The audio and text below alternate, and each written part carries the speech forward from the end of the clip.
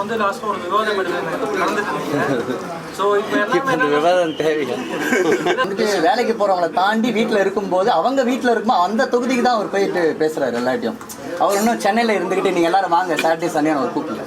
நீங்கள் வந்து லாஸ்ட் ஒரு விவாதம் நடந்துட்டு ஸோ இப்போ இந்த விவாதம் தேவையா? என்ன சொல்றாங்கன்னா முழுசா டெலிகாஸ்ட் பண்ண மாட்டாங்க நிறைய, அதை வச்சு அது பின்னாடி வந்து ரொம்ப ட்ரோல் பண்ணுறாங்க சோஷியல் மீடியாவில்.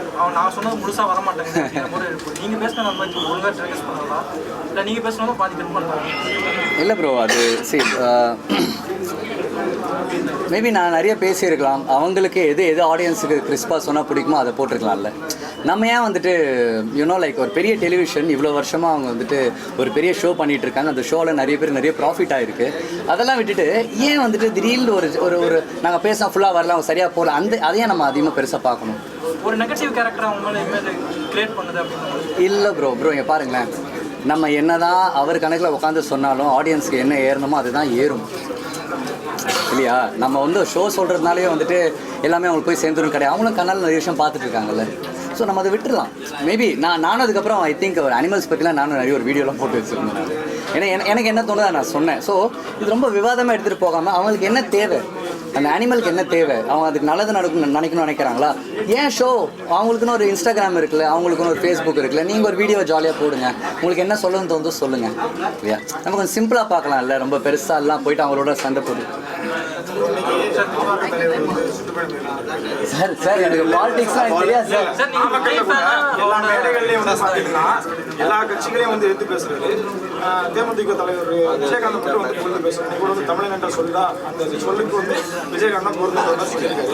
இது வந்து விஜய் வந்து விஜயகாந்துக்கு மேல் உள்ள ஒரு தனிப்பட்ட பாசமா இல்ல தேமுதிகோட கொள்கை இவரோட கொள்கை ஒன்றா இருக்கிறனால வந்து அவரை பிடிச்சிருக்காங்க சார். விஜயகாந்த் சாரை பிடிக்காத உலகத்தில் யாருமே கிடையாது சார், யாருமே கிடையாது சார். நான் அவரோட ஒரே ஒரு படம் சார், ராம்நாராயணன் சார் டைரக்ஷனில் நான் ஆக்சுவலி காம்பினேஷன் கூட கிடையாது.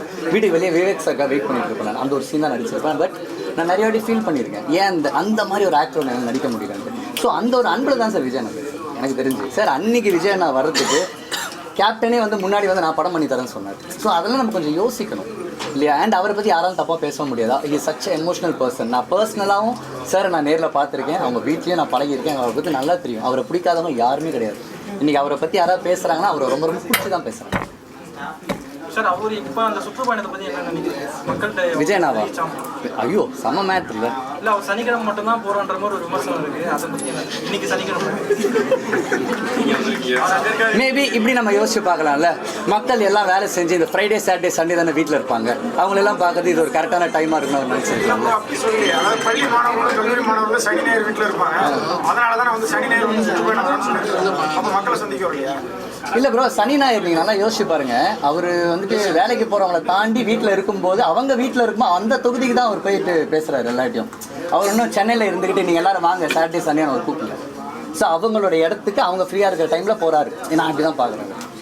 200% சார். நான் சொன்னது ஒரே வார்த்தை தான், கார்த்தி இந்த ஒரு கடை இல்லை, எந்த கடையாக தான் சொல்லுங்கள். ஒரு மகேந்திரா ஒரு ஆக்டராக இந்த ஃபேஸ் எல்லாருக்கும் தெரியும் அப்படின்னா என்னால் என்னென்ன பண்ண முடியுமோ நான் கண்டிப்பாக பண்ணி தரேன் தான் சொல்லுவேன். தேங்க்யூ ஸோ மச் நீங்கள் எல்லாம் வந்ததுக்கு. தேங்க்யூ.